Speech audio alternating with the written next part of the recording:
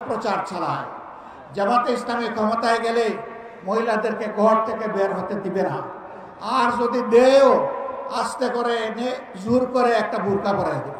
বাংলাদেশ জামায়াতে ইসলামীর আমির ডাক্তার শফিকুর রহমান বলেছেন, মহানবী সাল্লাল্লাহু আলাইহি ওয়াসাল্লাম সর্বোচ্চ ঝুঁকিপূর্ণ কাজেও নারীদের যুক্ত করেছেন, যুদ্ধক্ষেত্রে নারীদের যুক্ত করেছেন। তাই আমরা তাদের আটকে রাখার কে? তারা সামর্থ্য অনুযায়ী দেশের জন্য আত্মনিয়োগ করবেন। তাদের পোশাক নিয়ে আমরা বাধ্য করব না, তারা ইচ্ছেমতো পোশাক পরতে পারবেন। শনিবার বিকেলে সাতক্ষীরার সরকারি উচ্চ বিদ্যালয় মাঠে জেলা জামায়াতের কর্মী সম্মেলনে প্রধান অতিথি হিসেবে বক্তব্য রেখে তিনি এসব কথা বলেছেন। ডাক্তার শফিকুর রহমান এ সময় আরো বলেছেন, মা বোনেরা ঘরেও সুরক্ষিত থাকবে, কর্মস্থলেও সুরক্ষিত থাকবে, তাদের দিকে কেউ চোখ তুলে তাকাতে পারবে না। আমাদের বিরুদ্ধে অপপ্রচার চালানো হয় যে আমরা ক্ষমতায় আসলে নারীদের ঘর থেকে বের হতে দেওয়া হবে না, কিন্তু কথা দিচ্ছি এমন হবে না।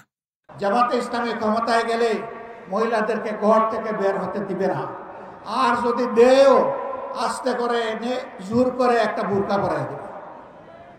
জোর করে পরানো লাগবে না। যে দেশে ইসলাম কায়েম হবে, এদেশের মানুষেরা, মায়েরা আনন্দের সাথে সেদিন তারা ইজ্জতের জন্য তাদের সম্মানের মর্যাদার পোশাক পরিধান করবেন। তারপরেও কোনো মা, কোনো বোন যদি এই পোশাকের বাইরে থাকেন, কারো উপর জোর খাটানো হবে না।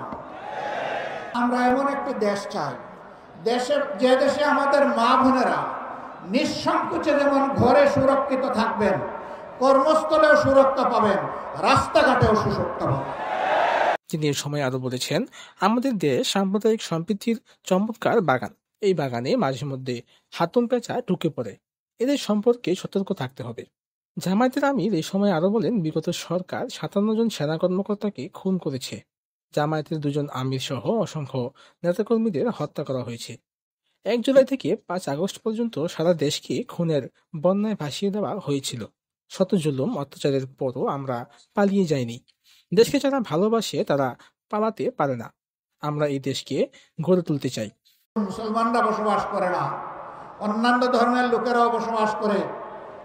তারা তো আমাদের ধর্ম যেহেতু গ্রহণ করেনি, তাদের জন্য ইসলামের প্রেসক্রাইব করা পর্দাও তাদের জন্য প্রযোজ্য নয়।